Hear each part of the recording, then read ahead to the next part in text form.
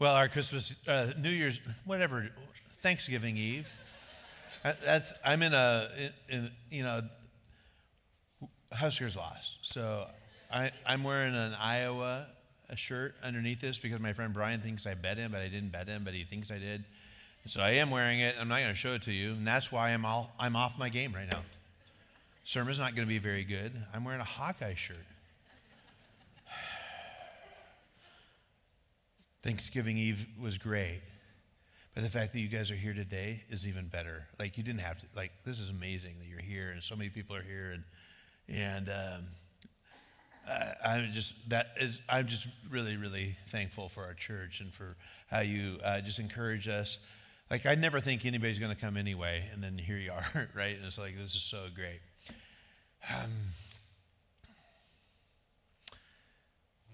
When we go to Mexico to build houses, and we've done that for 20 plus years now, I think our 30th house we're building this year, and it's always an incredible time to go down there. And one of the things that you see when you're there is a lot of buildings that are not finished. And they've been that way for a long time. They're just halfway done or fourth of the way done, and it's just somebody ran out of money. They just stopped building it, and they couldn't finish it. And that's right. It's so depressing to look around and go, gosh, what happened here, and why didn't that get solved? And and there could be multiple reasons, but what it says to the community is like, ugh, right? So when we go down there, we told the More Ministries years ago, we are not walking away from this work site until we're finished. And we need to finish this. We can't walk away from this hoping that the family will finish it. And that's true. Like, we'd hope that they'd finish it, but maybe they can't. Maybe that's impossible. Physically impossible or financially impossible for them to finish the house. So we're not walking off this work site until we get it done. And it is something very, very important to us, because when we walk away from that, they got a home, they got the keys, they can go in there, and it's their home. And we want it to be a testimony to their neighbors and friends that Jesus is real and people who love Jesus can help. And so we go down there and we make a big difference. But if we were to leave that unfinished, like we come back the next year and they still haven't got it done, it'd just be, ugh. And Jesus tells us, even in our relationship with him, that's an important thing. Luke 14:27 says, if you do not carry your own cross and follow me, you cannot be my disciple. And that's harsh. Right? That's kind of harsh, I think. Like, what? Like, you cannot be my disciple, you got to carry a cross. Like, what? Can't we just skip together? It'd be nice. But don't begin until you count the cost. So even following Jesus, we got to count the cost. There's a cost involved. We think that there's not one, right? Because Jesus paid it all. But actually, there's a cost in following Jesus. For who would begin construction of a building without first calculating the cost to see if there's enough money to finish it? And so Jesus is like, even if you're buying a house, you're building a house, let's say you're building a house, you're going to sit down with your financial person probably before you do anything. Before you get to the realtor, like, you might do that, but it's like, we have to get somebody to sign off on this. Do we have enough income? Can we borrow enough money? All those things, all those decisions have to be made. We have to count the cost. It'd be terrible, right, to build a house and then halfway through we can't finish it. And that sometimes happens, right? You might be building an office building and all of a sudden things got to turn south and boom, you can't make the payments and the bank takes it back. Sometimes that happens with a house or something like, oh, I can't get it, I can't afford it. And Jesus says that our relationship with him involves cross carrying, not cross wearing. Wearing a cross is nice. And a lot of us wear a cross. I don't have a real problem with that, except I think it's kind of like we tend to kiss it before we get up to bat or something, and I think that's funny. Like, hey, I need a double, right? Please help me not to strike out. That kind of stuff. And so we kiss our cross because we think it's going to give us good luck. And I don't know. I suppose I don't know how Jesus feels about that. I got some ideas, but those are just my opinions, and who cares, right? Who cares what I think? Nobody does. I do, actually. I care what I think, But cross bearing is way different than cross wearing. Carrying the cross for Jesus was very painful. Physically and emotionally and spiritually, it was very painful. It involved sacrifice and it involved forgiveness. Every step was an act of forgiveness. He had to forgive. The cross demanded that from him. So when we carry the cross, it involves sacrifice. This is a life of sacrifice. It is a life of grace and forgiveness, and it is a life of holiness. It's not a flippant kind of relationship.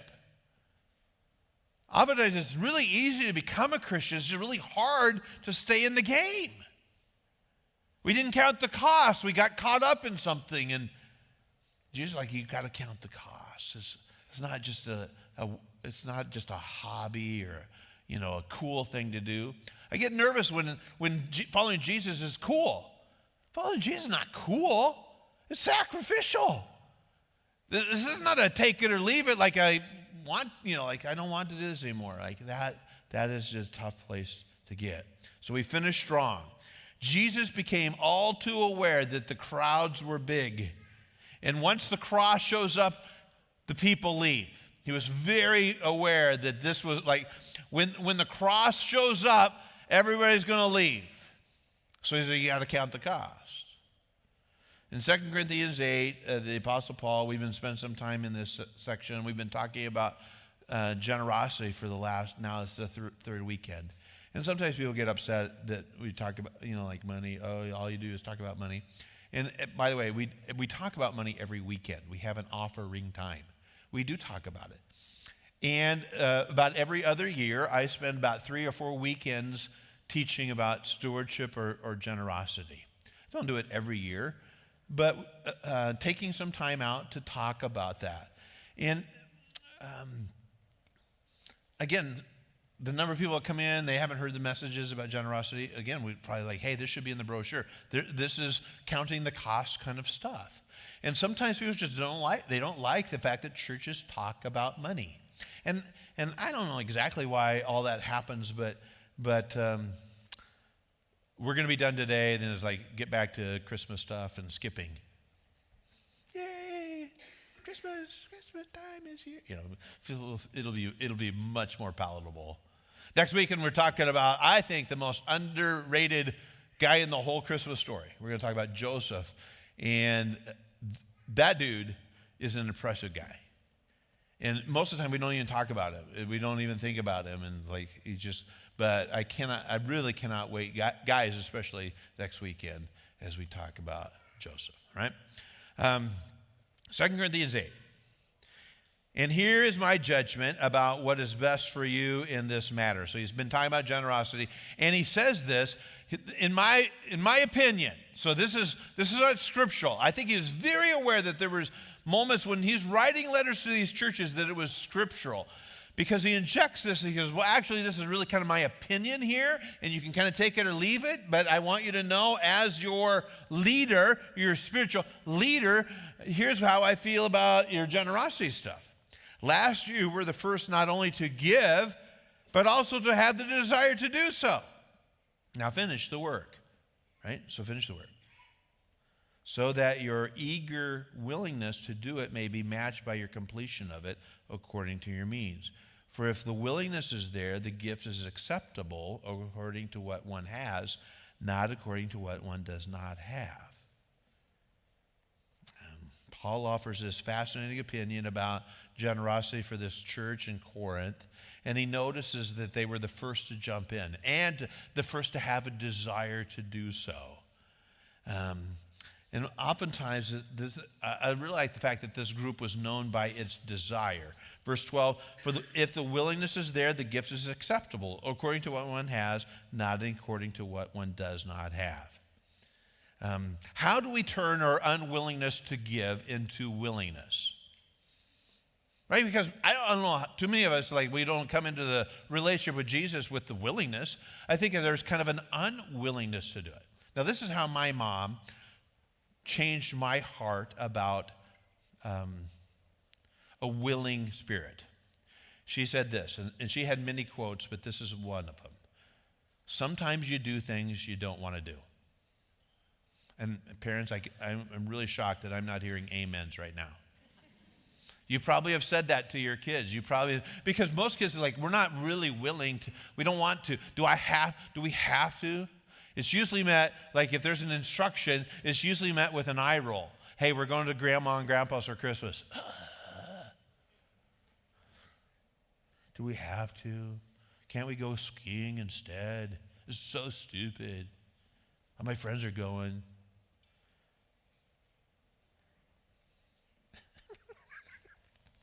Sorry, kids. Do we have to go to church today? It's snowed a whole lot. I don't even know why we have to. We're going to clean out the garage. I don't want to. And as parents, we're hoping for willingness, but we'll settle for unwillingness as long as they do it without complaining, but we don't really care, right? So here's what Jesus is saying. He's like, I want you to have the willingness to give. And these people, they mark themselves with the willingness to give.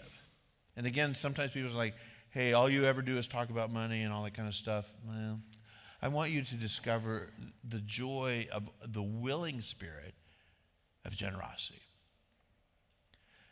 Recently, Christy Bermeyer, she oversees our student ministries, kid ministry stuff, and for the last several weeks, our student ministries have been taking up an offering in student ministry stuff.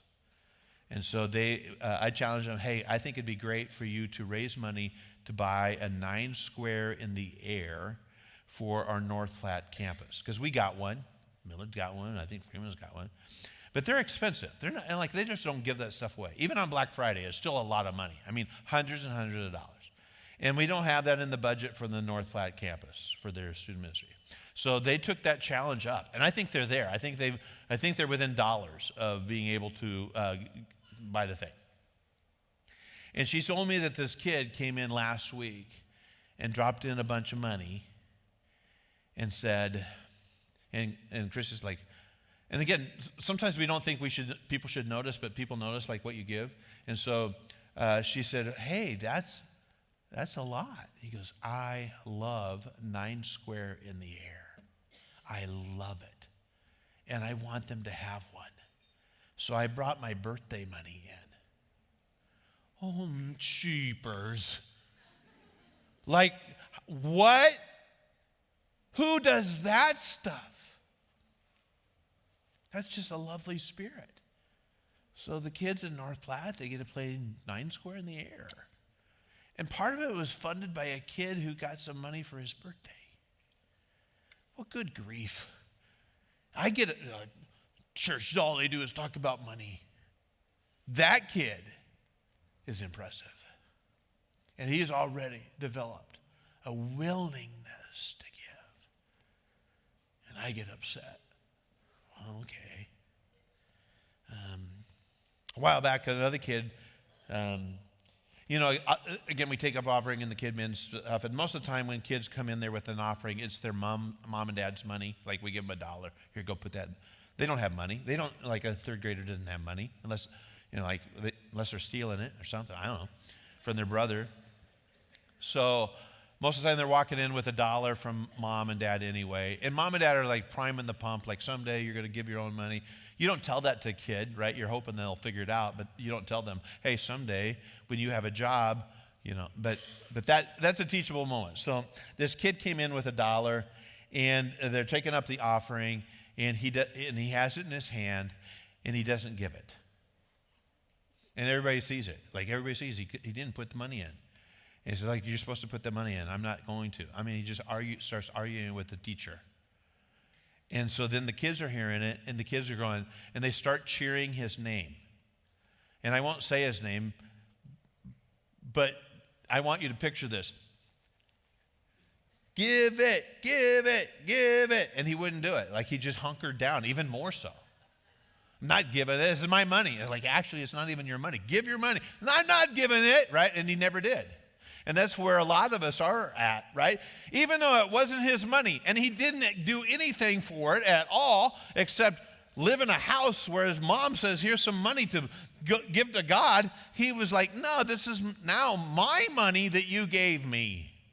And oftentimes that's kind of how we treat the money we get by the work we do. And that kind of stuff, actually, this is my money, and you can't tell me what to do with it. And no amount of cheering from the pastor or from the small group leader or from your neighbor, right, gets me motivated. How do I know how much to give? Verse 12 says, the gift is acceptable according to what one has, not according to what one does not have. So I give according to what I have. And I wish I could give according to money I don't have. Like, we'd be more generous. Like, if I was very wealthy, like super wealthy, like I have lots of money. Like, I'm NBA kind of stuff. I'm rock star kind of material. I'd like to be able to give. I really would like to be able to give like Warren Buffett. I would. That would be amazing. Like, could you imagine sitting down and writing a check for $500 million and not even missing it? I mean, he's doing that stuff now. I think it's incredible. He can write those kind of checks and say, here we go. And I'm like, I wish I could, right? Okay, right? Don't give according to, actually, let's change it. We are going to give, we're going to give like we've always wanted to give today. Here's the strategy. We're going to change it. Now, everything's online, most of giving online, so I'm going to ask you to open up your wallet or your purse and hand over your credit card to the person next to you that's not a family member. Like, you have to give it to a total stranger. Just pull it out and give it to them. Yeah, what's wrong with you people? You're not, like, wait a minute. What? Yeah, and the total stranger is going to give like they've always wanted to give. Hey, I'm punching in big numbers today. And you go on the Stonebridge website and you punch in the number for the credit card that it's not yours. So you're going to give like it's not your money, right? Like, this is not even my money. We're going to get the biggest offering we've ever gotten because you're going to give not from the money you got, but from the money that you hope they got. And if they hand over a gold card of some kind, right? Ding, ding, you adding another zero. I'm giving, like, look at that. That's amazing, right? So we only give out of what we have. In Acts chapter 4, we see that there was a man named Joseph, the one the apostles nicknamed Barnabas. So I think this is funny. I think it's interesting that we know him as Barnabas. That wasn't even his name. That was his nickname. And you probably have a nickname, right? But even the apostles had nicknames for people in the church. Now, I'm not going to tell you the nicknames I've given you, but the apostles had nicknames for people in the church, and this guy's nickname was Barnabas, which means son of encouragement. And here's why. He sold a field he owned and brought the money to the apostles. And that was incredible. And that's why he was an encouraging person. Maybe he had an extra field. I don't know. I really don't know the net worth of this guy, except he had a field, and he said, I think I'm just going to sell that and give it to the apostles. And as a result, he gets his nickname, son of encouragement. And I don't think this was the first time he was generous. I think this wasn't the first time he gave to the church. But this really impacted people and encouraged people to give. Some people in that church said, well, we're going to do the same thing, because it looked like, hey, Barney got a sweet nickname, right? Maybe if we sold the field, we could get a sweet nickname too. And so they sold the field, and they gave the money to the apostles, but they didn't give it all to the apostles. Like, they held back some of it. Like, they sold it for, let's say they sold it for $100,000, and they only gave 90, which is big, right? It's big, but they kept back 10. We don't know how much they kept back exactly, but we do know that they kept some back, and they lied about the fact that they had given it all. They wanted to impress the apostles and get a sweet nickname. And it didn't turn out so well for them. Giving to impress might be okay if you want to build a wing at the hospital, or you're going to build an educational building at the university. You're going to donate. Like they come and they talk to you like, hey, could you help us out, right? And so we're going to put a plaque up. Hey, this person donated this. Like, hey, this is that stuff. And I don't really have. That's fine. What do I care? What do I care? But giving to the church to impress never really goes well. So you don't see a whole lot of plaques around here and a whole lot of pats on the head and, hey, by the way, this has been funded by, because we're really not into giving to impress. All right? In Luke chapter, this is really the story that Jesus kind of this is what he's looking at. Luke 12. When someone called from the crowd, "Teacher, please tell my brother to divide our father's estate with me." So Jesus is teaching, and somebody goes, "Hey, teacher, tell my brother to give me some of the inheritance. He's keeping way too much for himself. This is not fair." Right? That's what he's doing. Because he's probably the younger brother, and the younger brother doesn't get as much as the older brother, which is the way it should be. I'm the oldest. I want the major share. My sisters, I don't even know if they need any of it, right? So this guy feels like it's not fair. It's not fair. Which is, by the way, the favorite line of most every kid today and every adult. This isn't fair. By the way, we see that in the political world, right? It needs to be fair. In our society, that's really hard to get to, right? Really hard to get to. This isn't fair. So this guy yells at Jesus, and Jesus says, "Fred," which I love that, like, "Fred, who made me a judge over you to decide such things as that?" So Jesus is like, "I'm not the judge. If you got a problem, take it to the judge, and he can decide how we're going to play this out. But this is not for me. Who made me a judge over you?"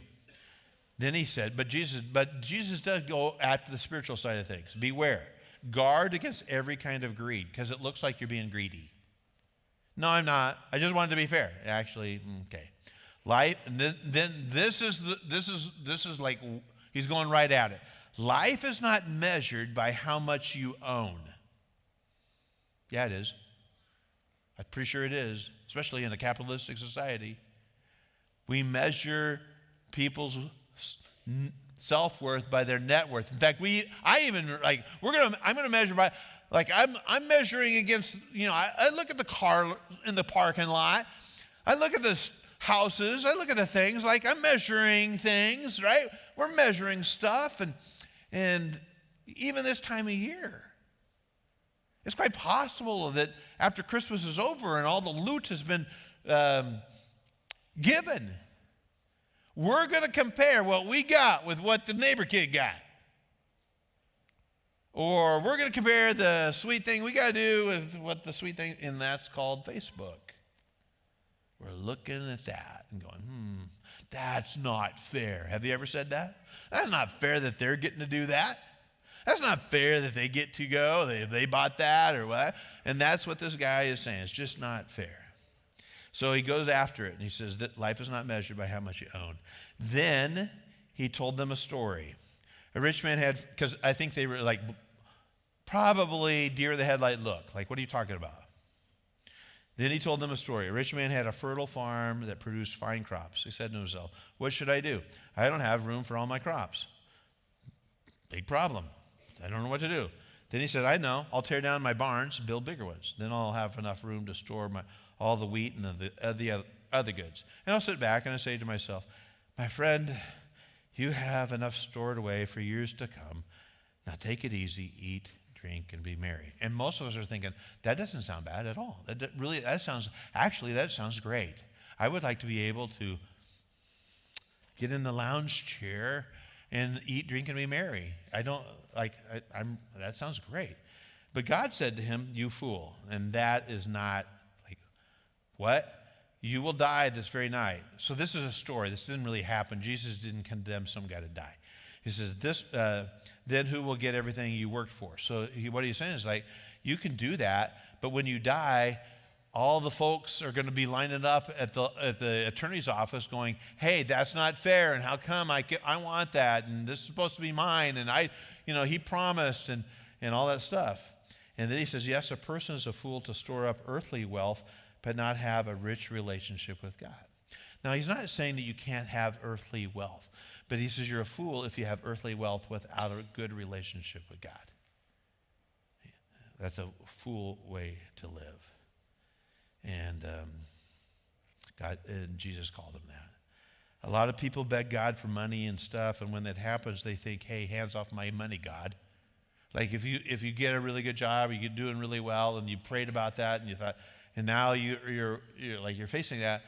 Oftentimes we say, well, hand off my money that you gave me to put in the offering plate. Money can do some weird things to us if we're not careful. Money can make us miss God. Money is my security. It's what I trust in. And if that's true, then you're a fool. Proverbs 23:5 says, in the blink of an eye, wealth disappears, for it will sprout wings and fly away like an eagle. And some of us could raise our hands going, actually, that's true. I was making so much money, and then I got let off. I go. And I blew through all my savings on some stuff, and I shouldn't have, and it just went away. And I went through a divorce, and went through all this stuff, and went through a bankruptcy, and it's gone. It's just gone. And what I thought was giving me security was empty. So Jesus gives another example. He sat down near a collection box in the temple and watched as the crowds dropped in their money. So this is Jesus' last teaching in the temple. Like he's going to die here in a few chapters. Many rich people put in large amounts. So this is Passover. A lot of people are coming in. They probably haven't given to the temple for a year.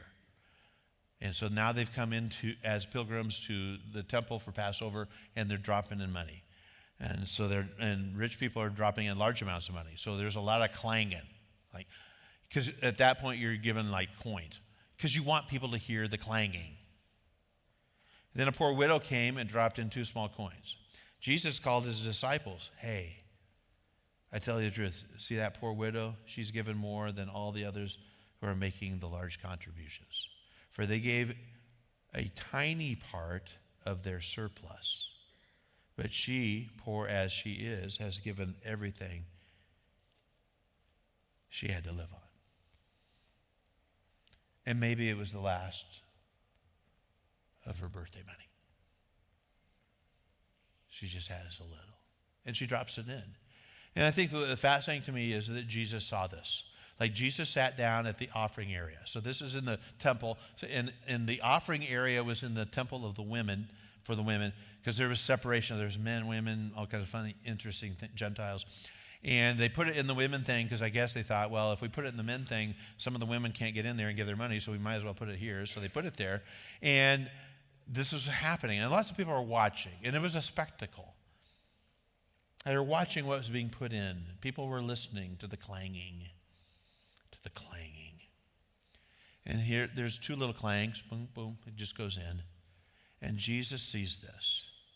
And so I just kind of want you to know that Jesus sees. He sees this. And he recognizes that this woman has done something spectacular here.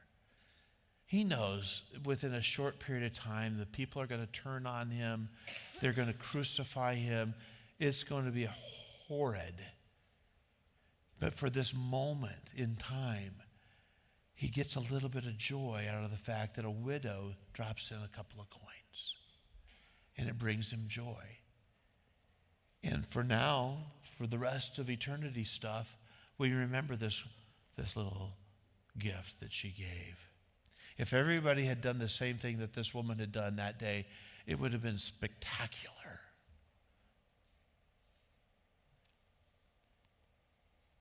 It would have been stunning. And after she walks out of there, she has to trust God to provide. And she knows he will. And I don't know how he provided for her going forward, but he promised he would. And it would be nice to have a conversation with her somehow. Like what were you thinking? You dropped in the last bit. You had nothing left. What were you going to do from here on out? And my guess is there was just enough of a smile that came across her face going, I know. It seemed like the stupidest thing I'd ever done.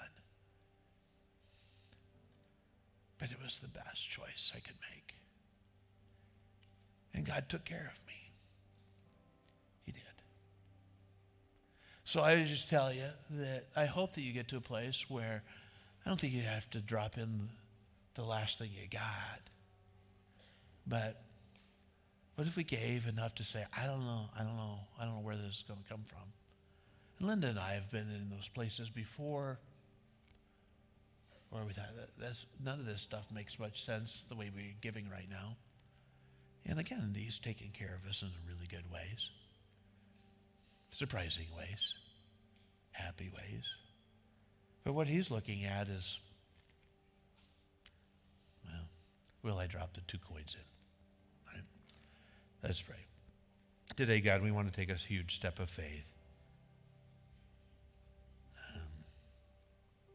Instead of getting really frustrated,